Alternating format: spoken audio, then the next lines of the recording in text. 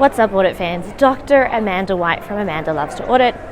I'm the creator here on this channel. I love everything accounting, audit, and helping students prepare for a future in the profession. And today I'm here at XeroCon to find out more about cloud accounting and what students and educators need to know to prepare them for the future.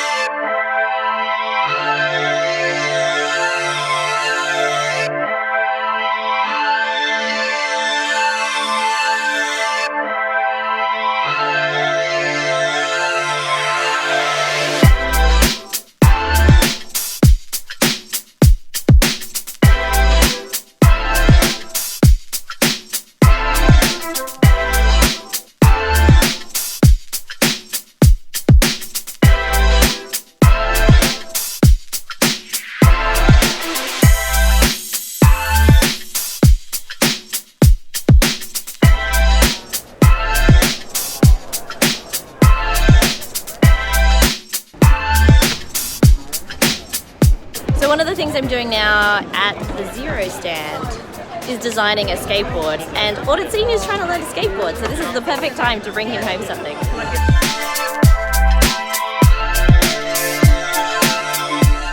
First impressions are that this is huge! Probably the only accounting conference I've been to that's bigger than this would be the World Congress of Accountants.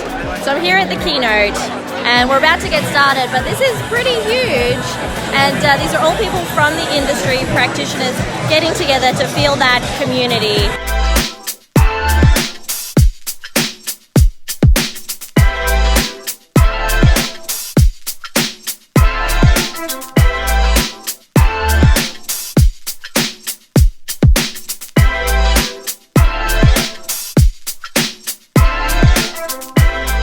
That was the first session done.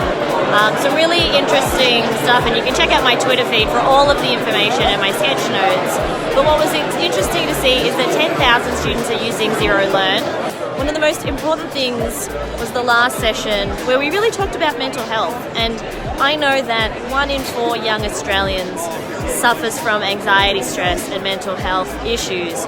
And so we really need to be thinking about how can we look after each other, whether that's our colleagues, whether that's our peers, whether that's our students, in terms of thinking about mental health in education and helping also give students the tools to be able to handle that and the resources. It was exciting to see that Xero have actually got a Xero assistance program. I know that being in small business can be really stressful. I saw my parents and my dad go through that his entire life.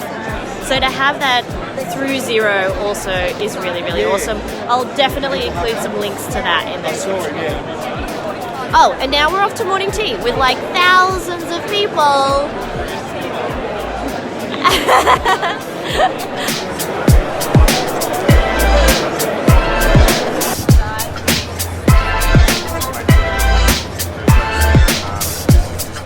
There's a line for a swag bag. I should probably join that. So I've got my swag bag. There's a t-shirt in there. I guess I'll wear that tomorrow or another day. Now it's time to just check out some stuff.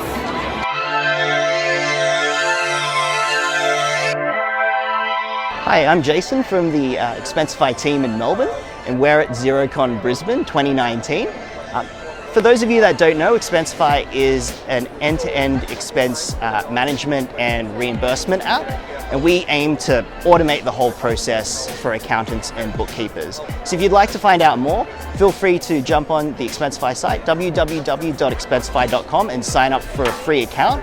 If you're an accountant or bookkeeper, feel free to go to approved.expensify.com, and you'll be able to do our short 6-module Expensify training to get yourself a free Expensify account.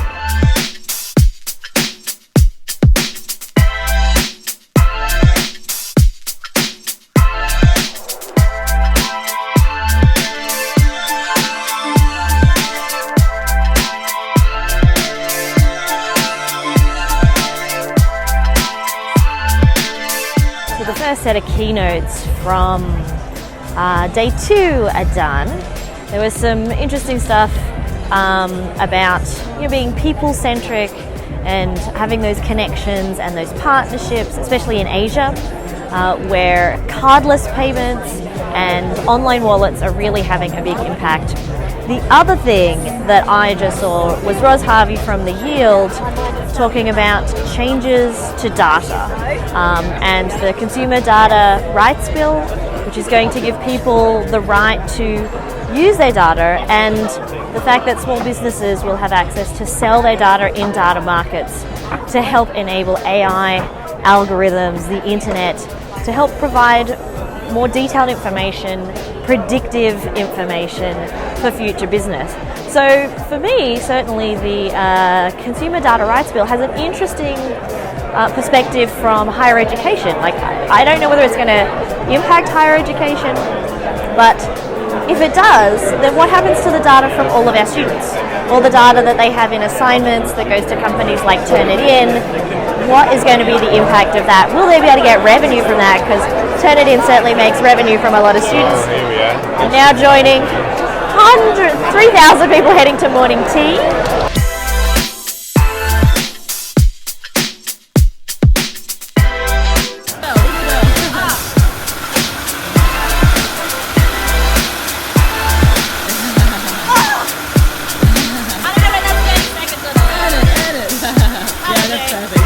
Alright, just blended myself a smoothie on the bike.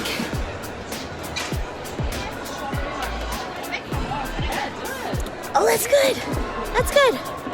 All right, I'll leave. I'm here at the Xero stand with Sam and with Rabia. And they're both UTS grads, and I'm going to get Rabia to tell me a little bit about how she got started with Xero in just a second. So my name is Rabia, and I work with Surgical Partners. So we are financial management integration software. We integrate practice management systems that medical practices use, and we grab all the financial data and automate that into the Xero file. So as a student, how did you learn Xero? So I actually self-taught myself how to use Xero. You can get a 30-day trial from the Xero website, and that's how I started. So I got the 30-day trial, I started using it. So I did study accounting, so I had the background, and I had used other accounting softwares before, so I just played around with it, and I'm really glad that I did, because my current job at Surgical Partners requires me to use Xero almost every day.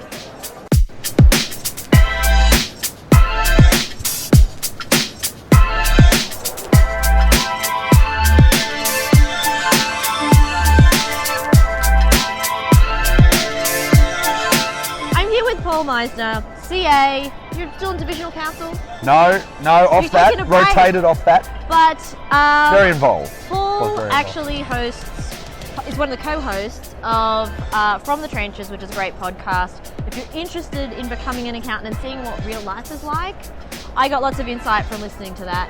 Now, Paul, why would people become a CA, and why is it important that you learn Xero? So, two parts to that question, I suppose. Let's being a CA is awesome. Let's start with the first. I think, look, the world revolves around numbers, you know? So I guess for me, it's been really amazing to see. It doesn't matter what, as I've gone through life, and it can be in practice, obviously, as a practicing accountant. My brother is an accountant. He works in a listed company as a CFO. My dad's an accountant and sort of works in business. We're a family of accountants. But, you know, as I go through, it's funny, like, have kids, so I'm on the council of the childcare, and all those kind of things. It's sort of funny how financial knowledge it makes its way through a lot of areas of business, and also personal.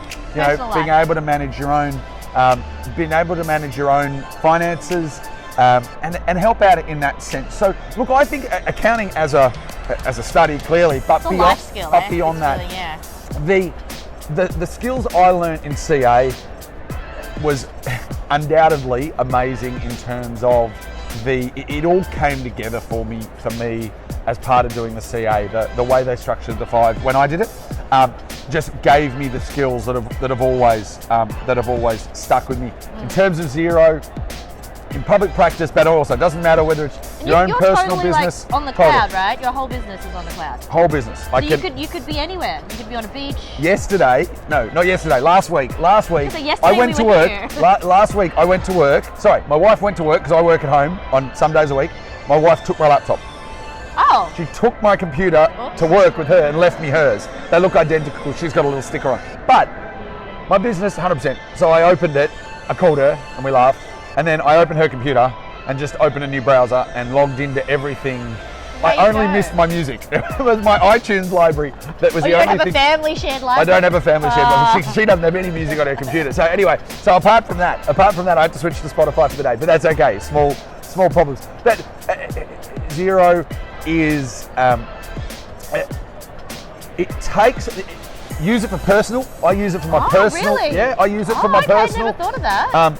I just have a spreadsheet. Not so much. I'm Not so old-fashioned. much for the coding. Not so much to find out how much you spend and where you spend, because I don't want to know lots of that. But it's a great way to keep track of tax deductions or study expenses and those kind of things. You can use it as a family budget. Great for small business. But what it does is it used to, I mean, the students probably won't remember the old days where you had to send a desktop file in a USB stick or burn it onto a disk and send it to your accountant. It makes my role as an accountant being able to work with the client. Client rings up and says, I got a question about my business. It used to be, stop, send me a report, print me out a report. How do I do that? Wherever I am. Am I pressing? Yeah, but wherever I just log in, we see the same information. So, it's been really powerful in that sense, and I think certainly it's powered the small business market. So Fantastic. that's why I do that. Well, make sure you listen to From the Trenches. From the Trenches. All the places where you get good podcasts. You can Apple follow app, website, fromthetrenches.com.au. You can follow Paul on Twitter as well. Is it At five ways? Paul Meissner _ Oh, and you've got like this. I've got a 5 ways got a one. 5 I've ways got a freedom account. mentoring one. I've got a From the Trenches. Oh, tell me about the mentoring. What's the mentoring? Freedom mentoring. So I get a lot of people on the journey have asked me how I became an accountant, a small firm. I don't do timesheets. I do 100% fixed fee billing, paid by the month. I was one of the first. I think I was the first to do a subscription model for accounting services in small cloud practice. So the Freedom Mentoring journey is online, kind of like a Netflix style learning content. There's a learning management system, and we come together as a community for 2 monthly webinars, one on tech and one on just content and how to run a practice. Awesome. So if you're starting out and you think, I want to start my own practice, I want to get into my own practice, then check out Freedom Mentoring as well. Otherwise, have a great conference, Paul. Lovely. Let's go to the see you party. later.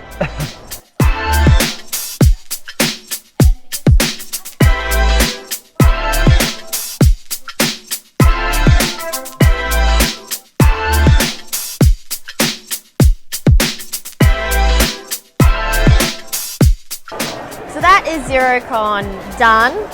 It's pretty cool. You walk out of the con and there are ice creams. So that's pretty good. Next year the conference is coming to Sydney, but in the last set of keynotes there were some really interesting points made about cybersecurity and things that we should do to make sure that we keep our data secure, our clients' data secure, including things like updating your phone and software updates daily, so don't leave it till you've got like 100 notifications like sometimes I have. Things like changing passwords, like having longer passwords, backing up your data, which is something I've always talked about with students.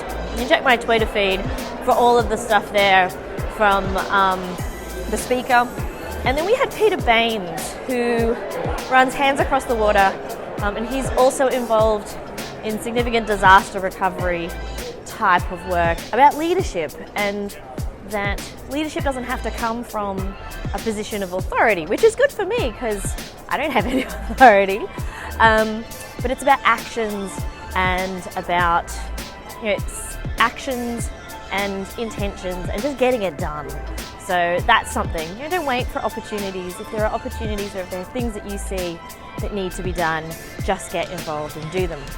So I will have some more for students soon, but otherwise it's on to the wrap party.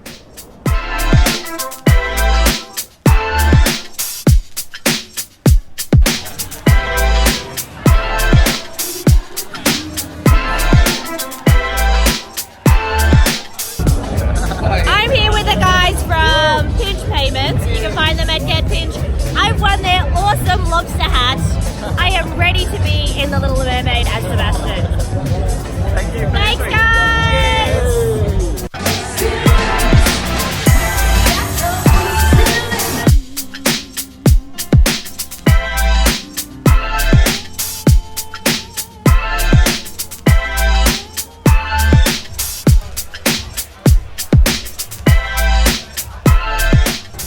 That's a wrap from the XeroCon after party for me. I have this awesome lobster hat thanks to the Pinch Payment guys. It's been lots of food, lots of dancing, catching up with people. It is pretty huge, so I'd recommend coming to XeroCon and to the wrap party or the after party with someone that you know. Otherwise you're just sort of wandering around like I am, hoping that you might see someone that you know. But I had a really great time. I actually caught up with 2 of my YouTube fans, one of whom started crying, and as we talked about what I did and what she thinks I did for her, which is really just sharing everything that I know with my audience. So I hope you've enjoyed my Xero conference coverage, and I will see you in a video soon. Bye!